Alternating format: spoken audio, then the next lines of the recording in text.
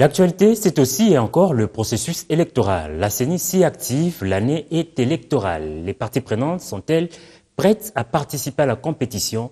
Élément de réponse dans ce reportage d'Alain Boma. Plus que 346 jours nous séparent de l'organisation des élections, selon le calendrier publié par la Commission électorale nationale indépendante. C'est donc le 23 décembre prochain que les Congolais vont élire le nouveau président de la République et renouveler l'Assemblée nationale et les assemblées provinciales. Au niveau de la centrale électorale, les préparatifs vont bon train. On en veut pour preuve l'arrivée de quelques machines à voter et la clôture imminente de l'opération d'enrôlement. Dans les quartiers généraux des partis politiques, rares sont ceux qui se préparent. À la majorité présidentielle, la machine semble déjà bien en marche avec la mise en place, voilà une année, du Centre de coordination des élections.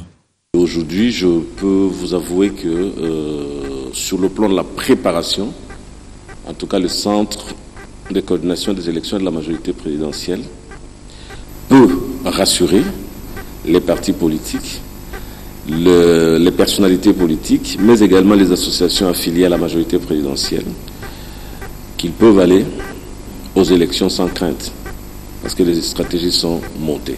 Ce qui reste maintenant, c'est la mise en application de tout ce que nous avons boutiqué dans notre laboratoire. Donc c'est cela qui reste. Et évidemment, une petite attention au niveau des autorités, une attention, je dirais, pas seulement petite, mais une attention soutenue par rapport à ce que nous faisons pour que ça puisse se matérialiser. Du côté de l'opposition, du moins celle radicale, le débat reste la possibilité d'une transition sans Kabila. Avec la promulgation de la loi électorale par le chef de l'État et la promesse du gouvernement de financer le processus, la voie vers le rendez-vous du 23 décembre s'aplanit de plus en plus.